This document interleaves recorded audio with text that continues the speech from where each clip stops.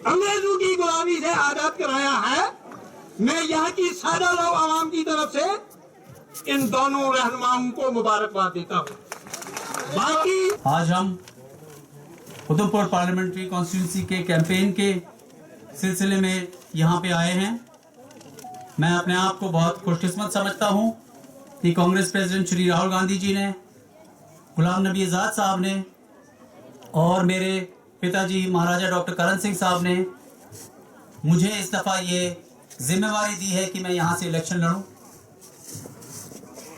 मैं आपको याद दिलाना चाहूँगा, खास तौर पे यहाँ पे जो बुजुर्ग साथी बैठे हैं, कि आपने मेरे बापूजी महाराजा साहब को एक दफ़ा नहीं बल्कि 4 दफ़ा यहाँ से जिता के लोकसभा में भेजा।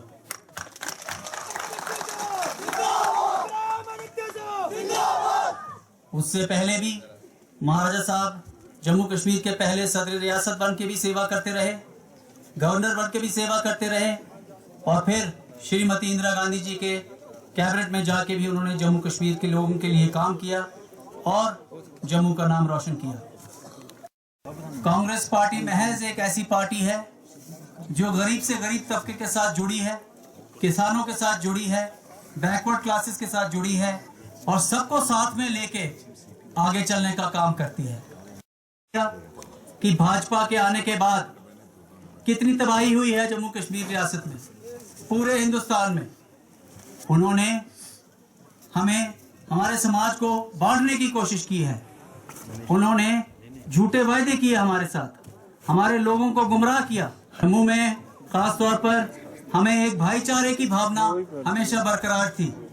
हम लोगों को आदत है यहाँ पे एक दूसरे के दुख में, खुशी में शामिल हों, एक दूसरे के त्योहार मनाएं।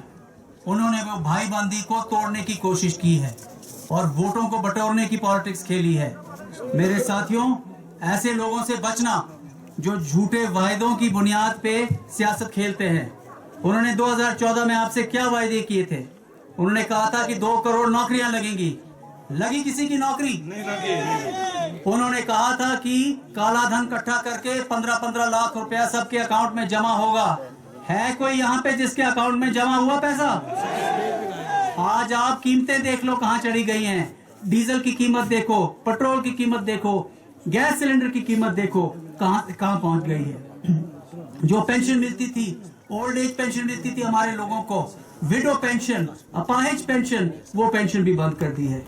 मैं चाहूंगा कि मुझे मौका दे कि मैं भी, जैसे मेरे पूर्वजों ने आप लोगों की सेवा की है, जो काम आजाद साहब आप लोगों के इलाके के लिए करके गए हैं, जो काम कांग्रेस पार्टी के दौरान यहाँ पे हुए हैं, उसी चीज को मैं आगे बढ़ाने का वायदा करता हूँ आप लोगों से।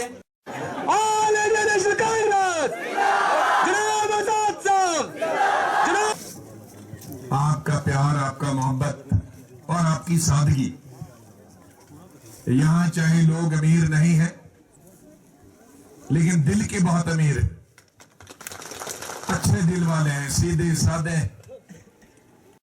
मुझे पूरी उम्मीद है जब हमारी गवर्नमेंट बनेगी, बहुत सारी चीजें यहाँ स्पासनामे में रखी गई हैं। इलेक्शन के वक्त में हम वादा नहीं कर सकते हैं, लेकिन जितने भी जो मांगे इसमें हैं वो सूबाई सरकार दे सकती, जम्मू कश्मीर की सरकार होगी। तो इसके लिए आपको 5-6 महीना इंतजार करना पड़ेगा कि अभी 3-4 महीने में असेंबली के इलेक्शन होंगे और जब सरकार बनेगी तो उन नई चीजों को लागू करेंगे।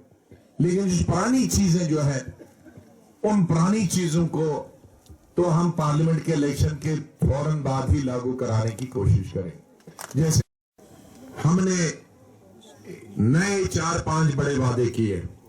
एक तो हर इंसान को हिंदुस्तान में, चाहे वो टॉप नील से लेकर चिनाब वैली हो या रजौरी पुंछ हो या जम्मू कठुआ उधमपुर हो या कश्मीर हो या लद्दाख हो या हिंदुस्तान का कोई हिस्सा हो, उनका इलाज सरकारी अस्पतालों में मुफ्त होगा।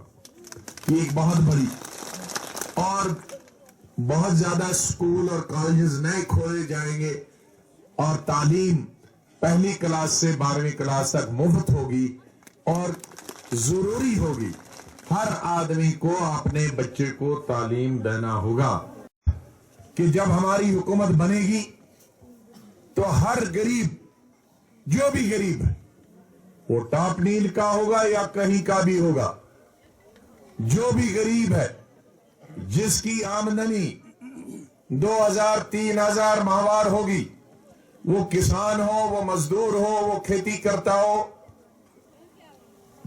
उसका मजहब कुछ भी हो, उसको माहवार उसके बैंक अकाउंट में 6000 रुपए जाएंगे और साल में 72,000 रुपया उसके अकाउंट में जाएंगे।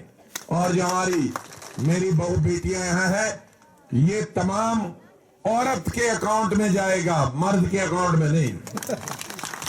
नबी आजाद साहब, गुलाम नबी आजाद साहब, विक्रमादित्य साहब, मुबारक हो जो आए हैं टॉप नील में आजाद साहब। हमारी तमन्ना है कि आ जाए नेक्स्ट सीएम आजाद साहब। बरसों से तमन्ना थी आपके दीदार की, मुराद पूरी होगी आज हमारे दिल की।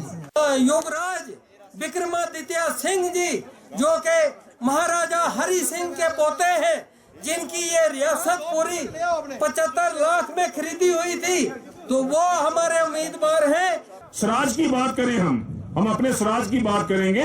यहाँ पहले रोड नहीं थे, कहीं भी रोड नहीं थे। आजाद साहब के आने पर उन्होंने काफी जद्दोजहद की, सेंटर से पैसा लाया, सेंटर से फंड्स लाए, और हमारे पीएमजीएसवाई रोड की फाइलें जो यूं ही पड़ी हुई थी उनको खोला और सेंटर से फंड्स लाए। और यहाँ आज आप देखते हैं, अगर आप देसा चले जाएं तो आजाद साहब की देन है रोड की, अगर आप काशीगढ़ चले जाएं तो आजाद साहब की देन है रोड की। स्टेट में रही बीजेपी और पीडीपी गवर्नमेंट, कहां तरक्की हुई बताएं, काम कहां है? रामबन के काम बताएं कहां? हमारी कॉन्स्टिट्यूंसी में कोई एक काम बताएं, किसी एक रोड को उन्होंने पूरा किया है? नहीं किया।